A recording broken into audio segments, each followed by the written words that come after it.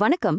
அர்ஜென்டினால நடக்கிற ஒரு பெரிய பொருளாதார சூதாட்டம், நீங்க வாங்குற பர்சனல் லோன்கான வட்டி, அப்புறம் நம்ம இந்திய பங்குச்சந்தையோட அதிவேகமான எதிர்காலம், இது மூணுக்கும் என்ன சம்மந்தம்னு யோசிச்சிருக்கீங்களா? வாங்க, இத பத்தி தான் நம்ம இப்போ பார்க்க போறோம். பாருங்க, ஒரு நாட்டுல நடக்கிற ஒரு பெரிய விஷயம் நம்ம வாங்குற லோன் வட்டி எப்படி மாத்துது, பங்கு சந்தையோட வேகம் நம்ம முதலீட்டு எப்படி மாத்துது, பாக்குறதுக்கு சம்பந்தம் இல்லாத மாதிரி இருந்தாலும் இது எல்லாமே ஒன்னோட ஒன்னு கனெக்ட் ஆயிருக்கு. அது எப்படின்னு தான் இப்ப பார்க்க போறோம். சரி, முதல்ல நாம அர்ஜென்டினாவுக்கு போவோம். அங்கே ஒரு முழு நாடே தங்களோட பொருளாதார எதிர்காலத்தையே ஒரு பெரிய சூதாட்டத்துல பணயம் வச்சிருக்கு. பொதுவா ஒருத்தர் ரொம்ப பெரிய முடிவு எடுக்கறாங்கன்னா, அதுக்கு பின்னாடி ஒரு பெரிய நெருக்கடி இருக்கும் இல்லையா? அர்ஜென்டினாவோட கதையிலயும் அதுதான் நடந்திருக்கு. அவங்களோட பொருளாதாரம் ஒரு பெரிய சரிவுல இருக்கு. அதுதான் இப்போ அவங்கள இந்த மாதிரி ஒரு தீவிரமான முடிவு நோக்கி தள்ளியிருக்கு. இந்த நம்பரை கொஞ்சம் பாருங்க. 52.3%. இது வெறும் நம்பர் கிடையாது. சிம்பிளா சொல்லணும்னா, போன வருஷம் நீங்க 100 ரூபாய் வச்சிருந்தா இந்த வருஷம் அதோட மதிப்பு 50 ரூபாய்க்கும் கம்மி. யோசிச்சு பாருங்க, ஒரே வருஷத்துல மக்களோட சேமிப்பு பாதிக்கு மேல கரைஞ்சு போயிருக்கு. இதுதான் அர்ஜென்டினா மக்கள் ஒவ்வொரு நாளும் சந்திக்கிற ஒரு கொடூரமான நிஜம். இது பத்தாதுன்னு பணவீக்கம், அதாவது இன்ஃப்ளேஷன் 60% தாண்டிடுச்சு. விலைகள் எல்லாம் ராக்கெட் வேகத்துல ஏறிக்கிட்டே இருக்கு. இன்னைக்கு ஒரு காஃபி என்ன விலைன்னு பார்த்தா நாளைக்கு அது டபுள் ஆகிடும். இந்த மாதிரி ஒரு நிலைமையில ஒரு சாதாரண குடும்பம் எப்படி மாசத்தை ஓட்டும்? ஒரு பிசினஸ் எப்படி பிளான் பண்ண முடியும்? ரொம்ப கஷ்டம். சரி, இந்த மாதிரி ஒரு கட்டுக்கடங்காத பிரச்சனைக்கு அவங்க யோசிக்கிற தீர்வு ரொம்பவே ரொம்பவே ஒரு அதிரடியான முடிவு. அதுக்கு பேரு தான் டாலர் மயமாக்கல் அல்லது டாலரைசேஷன். சிம்பிளா சொல்லணும்னா, அவங்களோட சொன்ன கரன்சியான பெசோவை ஓரங்கட்டிட்டு அமெரிக்க டாலரை தங்களோட அதிகாரப்பூர்வ பணமா மாத்திக்கிறது. இதுல பாத்தீங்கன்னா 2 ஆப்ஷன் இருக்கு. ஒன்னு ஃபுல் டாலரைசேஷன், அதாவது பெசோவை மொத்தமா தூக்கிட்டு டாலரை மட்டும் தான் எல்லாரும் பயன்படுத்தணும். இன்னொன்னு பார்ஷியல் டாலரைசேஷன். இதுல பெசோமும் இருக்கும் டாலரும் இருக்கும், ரெண்டையும் சேர்த்து யூஸ் பண்ணுவாங்க. இப்போ அர்ஜென்டினா இந்த 2 வழியில எது தேர்ந்தெடுக்கலான்னு தான் தீவிரமா யோசிச்சுட்டு இருக்கு. அப்போ இது வெறும் ஒரு பாலிசி சேஞ்ச் கிடையாது. இது ஒரு மிகப்பெரிய சூதாட்டம். ஜெயிச்சா பொருளாதாரம் ஸ்டேபிள் ஆகலாம், பணவீக்கம் கட்டுக்குள்ள வரலாம். ஆனா தோத்துட்டா அவங்க தங்களோட பொருளாதார சுதந்திரத்தையே மொத்தமா இழக்க நேரிடும். இந்த முடிவோட விளைவுகள் அர்ஜென்டினாவை மட்டும் பாதிக்காது, உலக பொருளாதாரத்தையே ஒரு உழுக்க வாய்ப்பு இருக்கு. சரி, அர்ஜென்டினா மாதிரி ஒரு நாடு தங்களோட பணத்தையே கட்டுப்படுத்த முடியாம எப்படி தவிக்குதுன்னு பார்த்தோம். இப்போ அப்படியே நம்ம நாட்டுக்கு வருவோம். இங்க ரிசர்வ் பேங்க், அதாவது ஆர்பிஐ, நம்மளோட கடன்களை எப்படி கட்டுப்படுத்துது, அது எப்படி நீங்க வாங்குற அடுத்த லோனோட இஎம்ஐய மாத்துதுன்னு பாப்போம். ஒரு ரொம்ப சிக்கலான பேங்கிங் ரூலை புரிஞ்சுக்கிறதுக்கு நாம ஒரு சிம்பிளான உதாரணத்தை எடுத்துக்கலாமா? வாங்க, ஒரு லெமன் ஜூஸ் கடைக்கு போவோம்.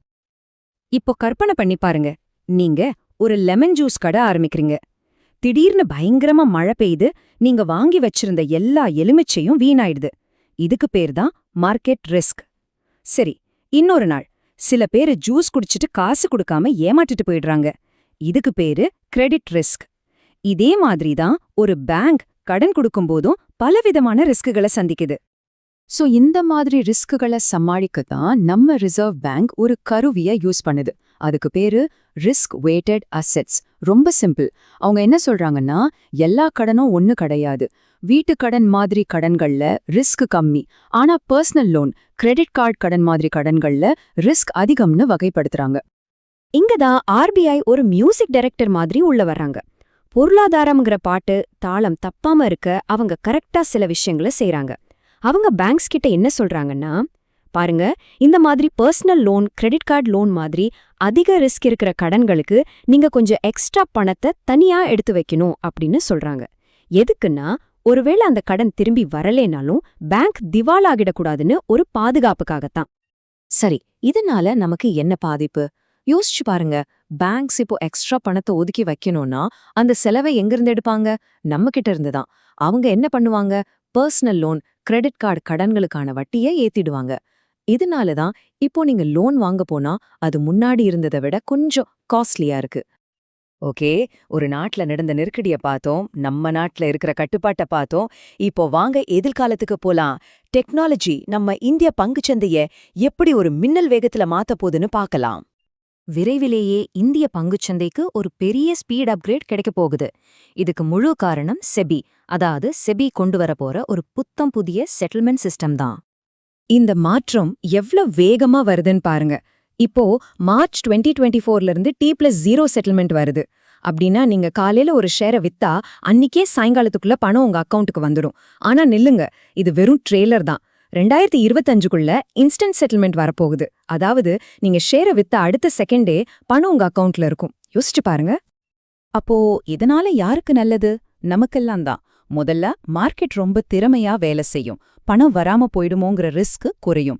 ரொம்ப முக்கியமா நம்மள மாதிரி ரீட்டைல் இன்வெஸ்டர்ஸ்க்கு பணம் உடனே கைக்கு வந்துடும். அந்த பணத்தை நாம உடனே மறுமுதலீடு செய்யலாம், இல்ல நம்ம அவசர தேவைக்கு யூஸ் பண்ணிக்கலாம். இது மார்க்கெட்ல பணப்புழக்கத்தை, அதாவது லிக்விடிட்டிய பயங்கரமா அதிகப்படுத்தும். சுருக்கமா சொல்லணும்னா, இந்த டெக்னாலஜி புரட்சியோட அல்டிமேட் கோல் என்ன தெரியுமா? ஒரே ஒரு நம்பர் தான், 0. நீங்க ட்ரேட் பண்றதுக்கும் உங்க பணம் உங்க கைக்கு வரதுக்கும் நடுவுல இருக்கிற டைமை 0 ஆக்கணும். இதுதான் அவங்களோட இலக்கு. சரி, இப்போ நாம பார்த்த இந்த 3 அலகலகு கதைகளையும் ஒன்னா சேர்த்து ஒரு பெரிய சித்திரமா பாப்போம். இப்போ உங்களுக்கு புரிஞ்சிருக்கும்னு நினைக்கிறேன். இந்த 3 கதைகளும் ஒரே ஒரு விஷயத்தை தான் நமக்கு சொல்லுது. நிதி உலகம்ங்கிறது எப்பவும் மாறிக்கிட்டே இருக்கிற ஒரு விஷயம். சில சமயம் அர்ஜென்டினா மாதிரி ஒரு பெரிய நெருக்கடி அந்த மாற்றத்தை உருவாக்குது. சில சமயம் RBI மாதிரி ஒரு ஒழுங்குமுறை கட்டுப்பாடு அதை செய்யுது. சில சமயம் செபி மாதிரி ஒரு புதிய தொழில்நுட்பம் அதை செய்யுது. பாருங்க, ஒரு முழு நாடோட எதிர்காலத்தை தீர்மானிக்கிற ஒரு பெரிய சூதாட்டமா இருக்கட்டும், இல்ல நீங்க வாங்குற லோனை பாதிக்கிற ஒரு சின்ன விதிமுறை மாற்றமா இருக்கட்டும், இது எல்லாமே நமக்கு சொல்றது ஒன்னே ஒண்ணுதான். இந்த நிதி உலகங்கிறது எப்பவும் புது புது சவால்களுக்கும் வாய்ப்புகளுக்கும் ஏத்த மாதிரி தன்னை மாத்திக்கிட்டே இருக்க ஒரு டைனாமிக்கான இடம். கடைசியா ஒரு கேள்வியோடு முடிக்கிறேன். உங்க பணத்தோட எதிர்காலத்தை, நம்மளோட ஃபைனான்ஷியல் ஃபியூச்சரை எது அதிகமா தீர்மானிக்க போகுதுன்னு நீங்க நினைக்கிறீங்க? ஒரு பெரிய நெருக்கடியா, இல்ல அரசாங்கத்தோட கட்டுப்பாடா, இல்ல கண்ணை மூடி துறக்கறதுக்குள்ள வளர்ந்து வர்ற இந்த தொழில்நுட்பமா? உங்க பதில் என்ன? யோசிச்சு பாருங்க.